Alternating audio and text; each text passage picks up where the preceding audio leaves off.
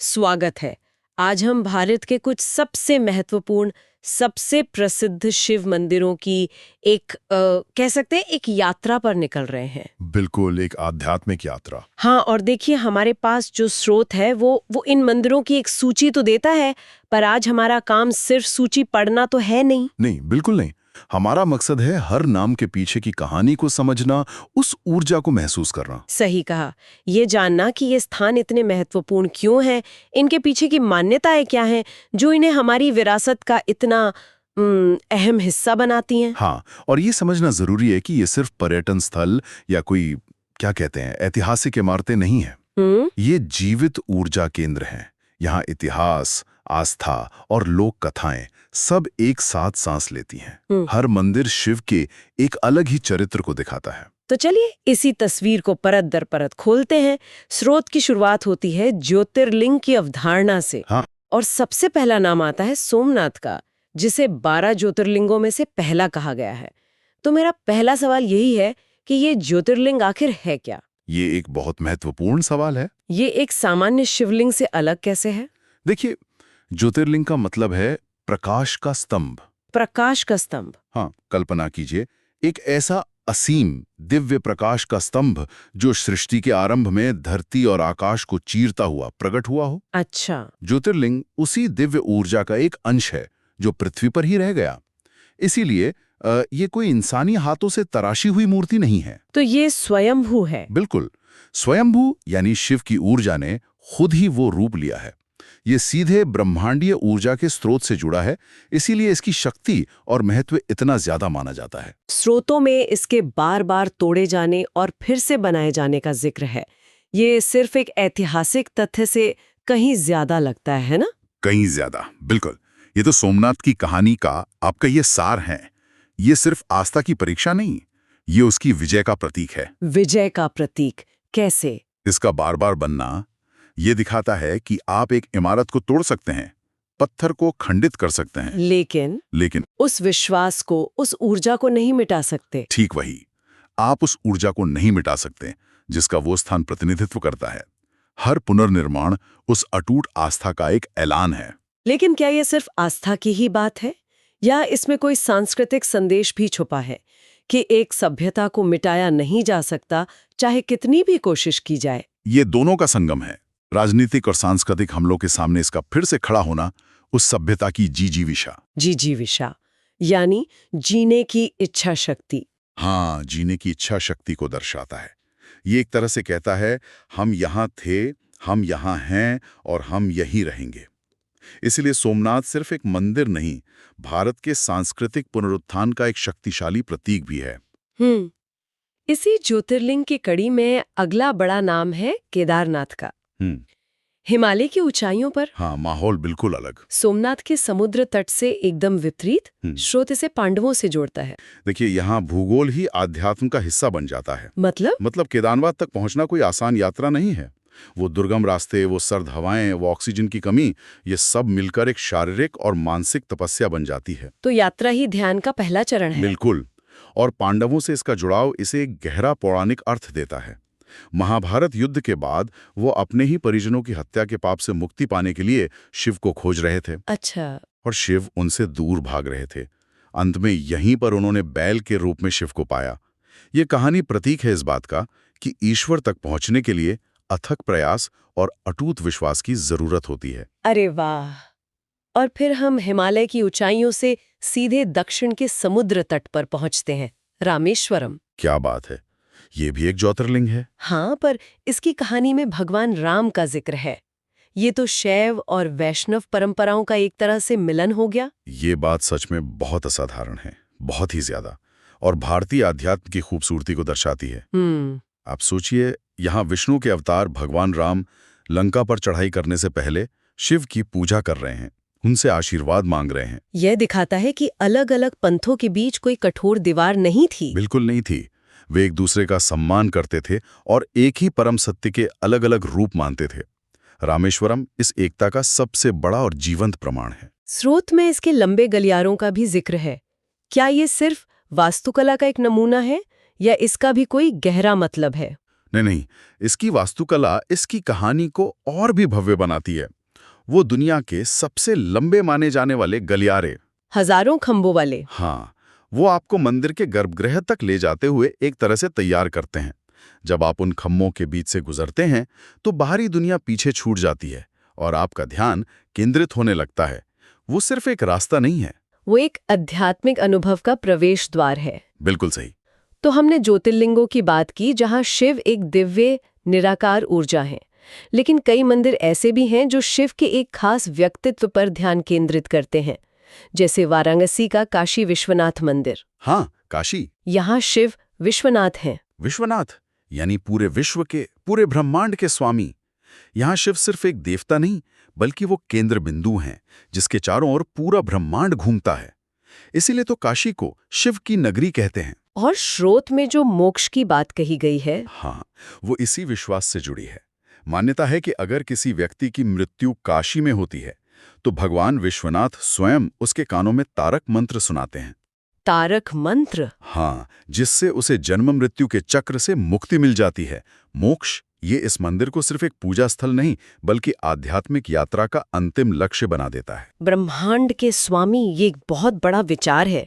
लेकिन इसके बाद स्रोत हमें उज्जैन के महाकालेश्वर मंदिर पे ले जाता है। महाकाल, जहां शिव महाकाल हैं, यानी समय के भी स्वामी। ये विचार तो सच में मेरे रोंगटे खड़े कर देता है। हम सब समय के गुलाम हैं और यहाँ एक देवता है जो समय को ही नियंत्रित करते हैं। आपने बिल्कुल सही पकड़ा।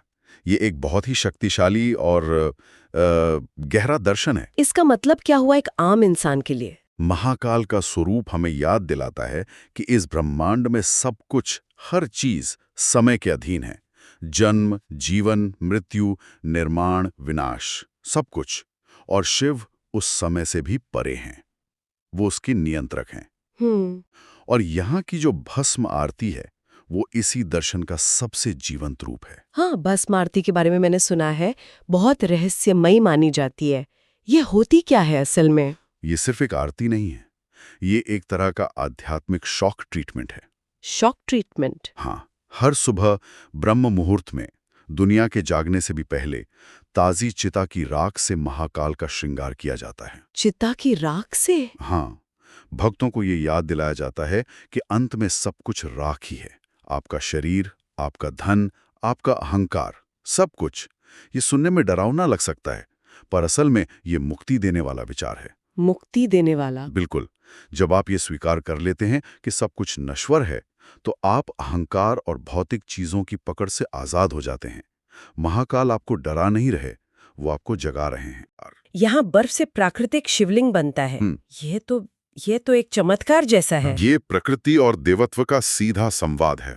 यहाँ कोई कारीगर नहीं, कोई मूर्तिकार नहीं, प्रकृति स्वयं देवता का स्वरूप गढ़ती है। और ये शिवलिंग चंद्रमा के साथ घटता बढ़ता है ना? हाँ बिल्कुल, ये चंद्रमा के चक्र के साथ साथ घटता बढ़ता है और श्रावण पूर्णिमा पर अपने पूर्ण आकार में होता है।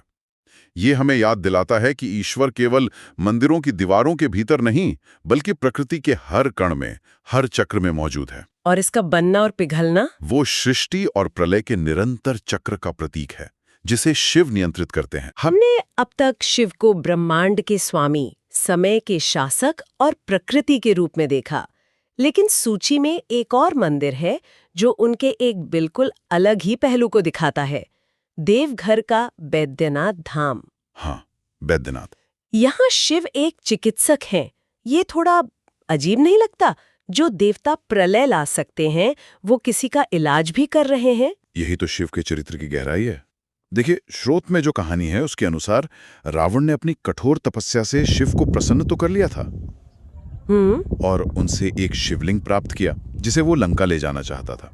पर रास्ते में कुछ ऐसी परिस्थितियां बनी कि शिवलिंग वहीं स्थापित हो गया जहां आज मंदिर है। अच्छा। और एक और कथा के अनुसार जब रावण कैलाश पर्वत को ही उठा के ले जाने की जिद में खुद को घायल कर बैठा, तब शिव ने एक वैद्य का रूप धरकर उसे ठीक किया। अरे वाह! इसीलिए वे बैद्यनाथ कहलाए, यानी वैद्यों के स्वामी। तो ये विनाशक और पालक दोनों भूमिकाओं को एक साथ दिखाता है। बिल्कुल, ये दिखाता है कि परम शक्ति संतुलन में है। जो ऊर्जा नष्ट कर सकती है वही रच भी सकती है और वही ठीक भी कर सकती है। ये शिव का सबसे दयालु और पालन करने वाला स्वरूप है। तो लोग वहाँ शारीरिक रोगों से मुक्ति के लिए भी प्रार्थना करते हैं। हाँ बिल्कुल, लोग वहाँ केवल आध्यात्मिक शांति नहीं बल्कि शारीरिक और मानसिक रोगों की मुक्ति की भी प्रार्थना करते हैं। ये शिव के आशुतोष यानी जल्दी प्रसन्न होने वाले स्वरूप को भी दर्शाता है। स्रोत में कांवड़ यात्रा का भी जिक्र है, जहाँ भक्त गंगाजल लेकर यहाँ चढ़ाते हैं। यह परंपरा इस मंदिर के महत्व को कैसे बढ़ाती है? ये उस स्थान की ऊर्जा को कई गुना बढ़ा देती है। आप सोचिए, कांवड़ यात्रा सिर्फ एक धार्मिक अनुष्ठान नहीं है, ये सैकड़ों किलोमीटर की पैदल तपस्या है। सही बात है। जब लाखों भक्त अपने कंधों पर गंगाजल लेकर बोलबम का नारा लगाते हुए देवघर पहुंचते हैं, तो वे अपने साथ अपनी भक्ति, अपनी श्रद्धा, अपनी सामूहिक ऊर्जा लेकर आते हैं। तो वो मंदिर सिर्फ एक स्थान नहीं रहता। नहीं, वो उसे लाखों लोगों की प्रार्थना और तपस्या के एक महासागर में बदल देता है। हर साल ये यात्रा उस स्थान को भक्ति की एक नई लहर से भर देती है। तो जब हम इन सभी जगहों को एक साथ देखते हैं, सोमनाथ, केदारनाथ, रामेश्वरम, काशी, उज्जैन, अमरनाथ, देवघर, तो एक बड़ी तस्वीर उभरती है। ये सिर्फ अलग-अलग प्रसिद्ध मंदिर नहीं है ना? नहीं, बिल्कुल नहीं। जब हम इन सभी जानकारियों को एक साथ पिरोते हैं तो एक पैटर्न साफ दिखता है। क्या? पहला तो है भौगोलिक एकता। ये मंदिर पूरे भारत में फैले हुए हैं, गुजरात के पश्चिम तट से लेकर हिमालय की ऊंचाइयों तक और दक्षिण के छोर से लेकर पूर्वी भारत तक। ये एक तरह का आध्यात्मिक धागा है जो पूरे देश को आपस में जोड़ता है। और हर मंदिर शिव के एक अलग ही व्यक्तित्व को, एक अलग ही शक्ति को उजागर करता है। हाँ, यही सबसे दिलचस्प बात है। यह शिव के चरित्र की पूर्णता को दिखाता है। काशी में वे ब्रह्मांड के स्थिर स्वामी विश्वनाथ हैं। उज्जैन में वे समय के गतिशील शासक महाकाल हैं। केदारनाथ में वे परम तपस्वी हैं। और देवघर में दयालु चिकित्सक बैद्यनाथ हैं। बिल्कुल। और अमरनाथ में वे प्रकृति के साक्षात स्वरूप हैं जो हर साल जन्म लेते और विलीन हो जाते हैं। ये दिखाता है कि शिव कोई एक परिभाषा में बंधे हुए देवता नहीं है। वो जीवन के हर पहलू का प्रतिनिधित्व करते हैं। सही कहा। रचना, पालन, विनाश, तपस्या और करुणा, सब कुछ। ये वाकई एक शानदार पड़ताल थी। स्रोत ने हमें इन पवित्र स्थानों के महत्व को समझने के लिए एक बेहतरीन शुरुआती बिंदु दिया। ये सिर्फ एक सूची नहीं, बल्कि भारत की आध्यात्मिक चेतना का एक नक्शा है। सही कहा। ये मंदिर सिर्फ पत्थर और गारे की इमारतें नहीं हैं। ये भारत की आत्मा के वो स्तंभ हैं जो आज भी लाखों लोगों को प्रेरणा और शक्ति दे रहे हैं। जाते जाते एक विचार है जो मैं सोचने के लिए छोड़ना चाहती हूँ। बताइए। आज हमने दो तरह के स्थानों की बात की। एक तरफ सोमनाथ है, जिसे अनगिनत बार तोड़ा गया, लेकिन हर बार उसे फिर से बनाया गया, एक स्थायी मौजूदगी बनाए रखने के लिए। बिल्कुल, स्थायित्व का प्रतीक। पिघलकर विलीन हो जाता है। उसकी शक्ति उसकी क्षण भंगुरता में ही है। दिलचस्प। तो ये हमें आस्था में स्थायित्व और क्षण भंगुरता के बारे में क्या सिखाता है? क्या सच्ची आस्था उस चीज में है जिसे हम हर हाल में बचाने और स्थायी बनाने की कोशिश करते हैं, या उस चीज में जो प्राकृतिक रूप से बनती और मिटती रहती है और हम हर साल उसके लौटने का बस इंतजार करते हैं? इस पर विचार जरूर करिएगा।